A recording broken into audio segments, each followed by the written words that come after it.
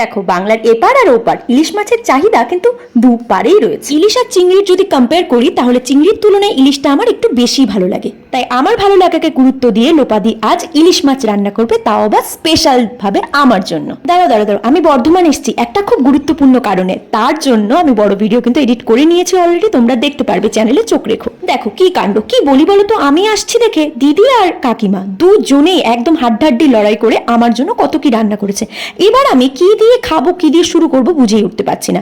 শুরুটা করলাম একটু তেতো দিয়ে। আজকে যেহেতু মঙ্গলবারে নাকি তেতো খেতে হয়, তার জন্য নাকি খেলে গ্রহের দোষ মিটে যায়। তারপর কাকিমার হাতে সেদ্ধ খেয়ে এবার দিদির হাতের মাছের তেলটা খেয়ে নিলাম। মাছের তেল খাওয়া কিন্তু ভালো বন্ধুরা, হৃদরোগ কমে। তারপর কাকিমার হাতে ঝিঙে পোস্ত খেয়ে এবার দিদির হাতে ইলিশ মাছ খাবো। উফ, দেখেই তো আমার জিভে জল পড়ছে। দেখো ইলিশ মাছ তো অনেক ধরনের খাও, কিন্তু আমার এইভাবে কালো জিরে ফোড়ন দিয়ে বেগুন দিয়ে ইলিশ মাছের পাতলা ঝোল খেতে আমার বেশ লাগে। ইলিশ মাছ মানে স্বাদের রাজা। তো বাই বাই।